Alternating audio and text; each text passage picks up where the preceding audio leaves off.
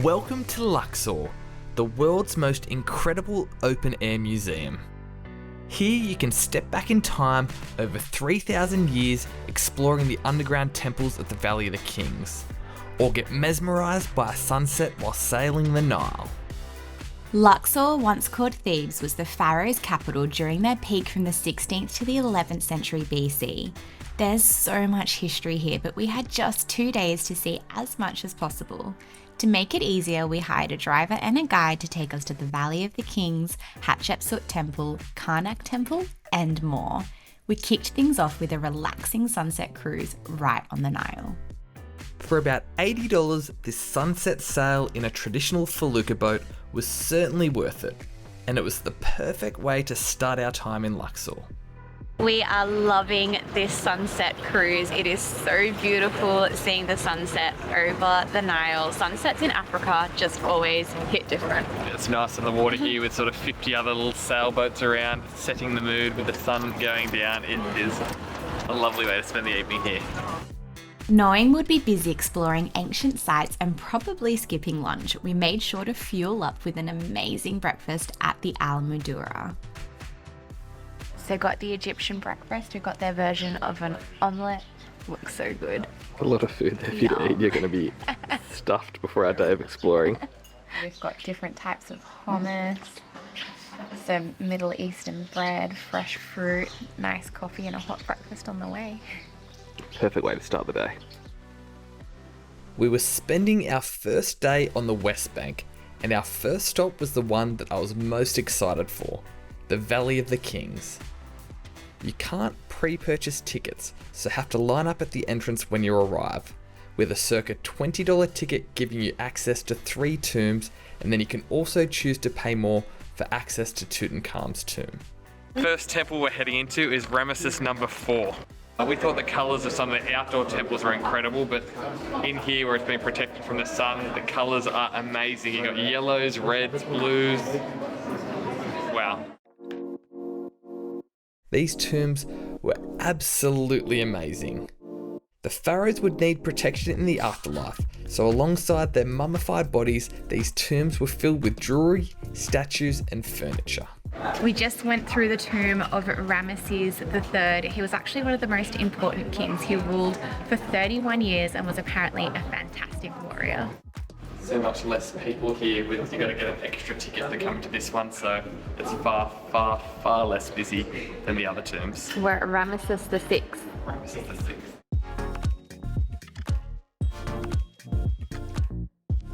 Because these tombs are underground and there's no sun, the colours are just so insane. Look at the detail on the skirt. And this is the tomb of Ramesses VI. Look at all of the detail around it.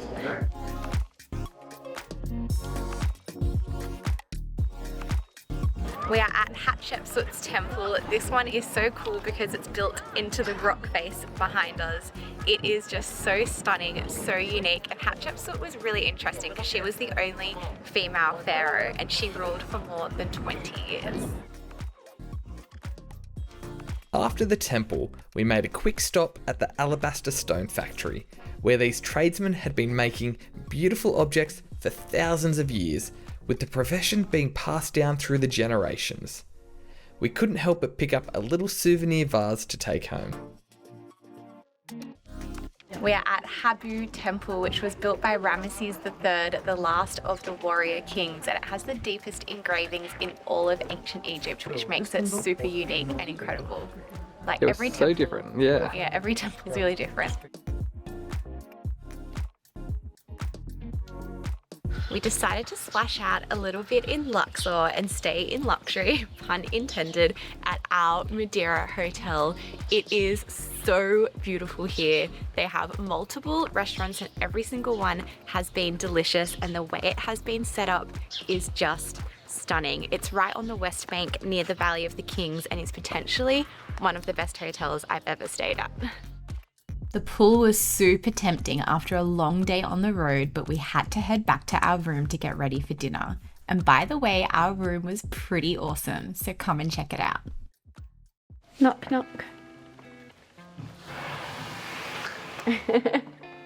Welcome to our Moudira Hotel. This room is incredible. It's ginormous, it's huge. It is so insane. I feel like royalty. This has to be the best hotel room we've ever had.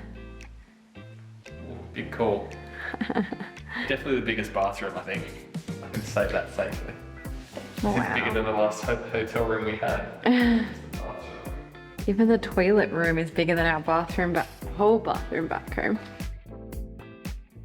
Having not eaten since breakfast, we'd worked up a serious appetite, and everything on the menu looked amazing. But in the end, we selected some crispy sembasak for an entree and shared the kofta and singari fresh fish for the main. This was the perfect finish to an incredible first day.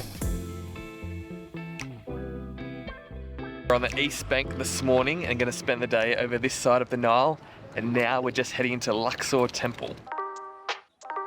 This is 20 metres tall and about 140 tonnes, made of granite.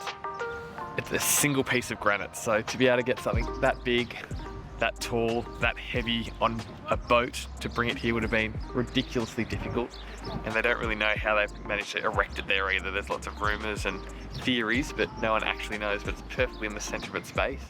It's been erected 20 metres tall. It's very, very impressive. Well, now you can only see one. There was actually two large obelisks at the temple entrance, with the other now erected all the way in Paris. We got inside right at opening time, which was really good as we could enjoy exploring the grounds with barely anyone else around us. Built during the reign of Amenhotep, this is one of the most significant and well-preserved temples in all of Egypt.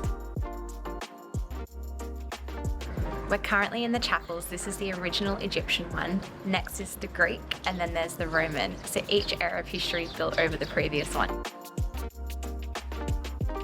So this is the Avenue of the Sphinxes, which links Luxor Temple to Karnak Temple, and it goes for almost 3 kilometers. It's in such good condition because it wasn't excavated until the 50s. Every single statue is almost identical. It is so cool. We're now at Karnak Temple. This is the best preserved and most famous Sphinx Avenue in all of Egypt. So beautiful. Karnak Temple is the largest religious temple complex in the whole world, covering over 100 hectares. We definitely got our steps in wandering through the temple's chapels and pylons. My favourite part was definitely the Great Hypostyle Hall, which alone spans 5,000 square metres and is filled with 134 huge columns.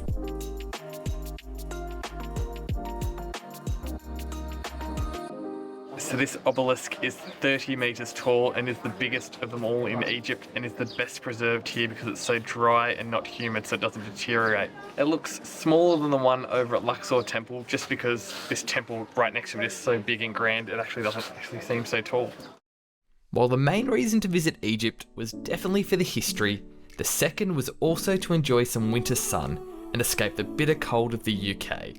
After roaming the vast Karnak Temple, we're now ready to rest our feet and enjoy a few cocktails by the pool. What's the point of staying at such a nice hotel if you're not going to take time to enjoy the amenities? All that was left was one final dinner to wrap up our amazing time in Luxor. We went with the shish taouk and tried the traditional kashari, a pasta and rice dish. Wow, we had such a spectacular time in Luxor, and will definitely be returning to see the large list of sites that we unfortunately had to miss. To be honest, I think it's worth coming back just to stay at the hotel again. To see more of our time in Egypt, make sure you check out our other vlogs on Aswan and Giza.